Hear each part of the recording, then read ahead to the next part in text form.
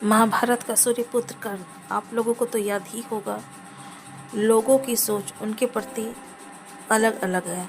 कुछ का कहना है कि वो दुर्योधन के साथ थे तो दुर्योधन की तरह थे, पर कुछ लोगों का मानना है कि नहीं, वो भले ही दुर्योधन के साथ थे लेकिन उनका स्वभाव बहुत ही अच्छा था। कर्ण एक महान धनुर्धर, एक महान राजा के साथ साथ बहुत बड़े दानी भी थे।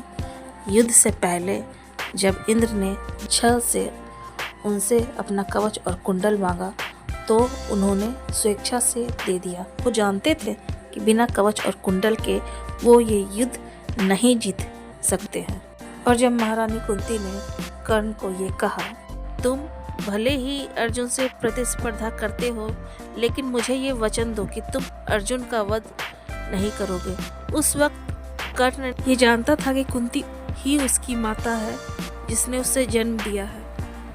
तब उन्होंने अपनी माता को वचन दिया कि या तो रणभूमि में मैं मरूंगा या फिर अर्जुन मरेगा, लेकिन मैं आपसे ये वादा करता हूँ कि आपके 5 पुत्र अवश्य जीवित रहेंगे।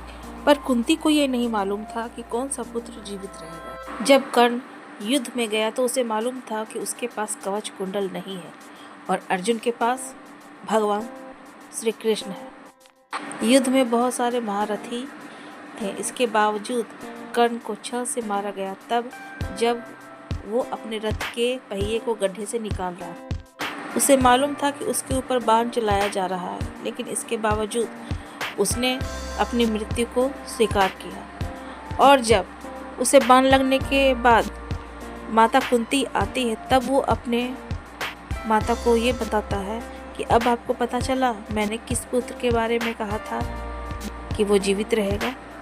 वह जानता था कि उसकी माँ कुंती ने उसे स्वीकार नहीं किया है।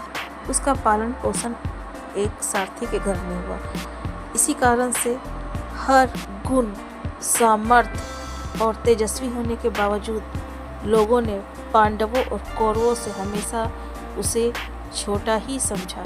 हमेशा हे की दृष्टि से देखा गया और वो उस ऊंचाई पर पहुंचना चाहता था जिस ऊंचाई पर उसे हकीकत में होना चाहिए था। इस स्थिति में कोई भी इंसान क्या सहज रह सकता है, आप ही बताएं।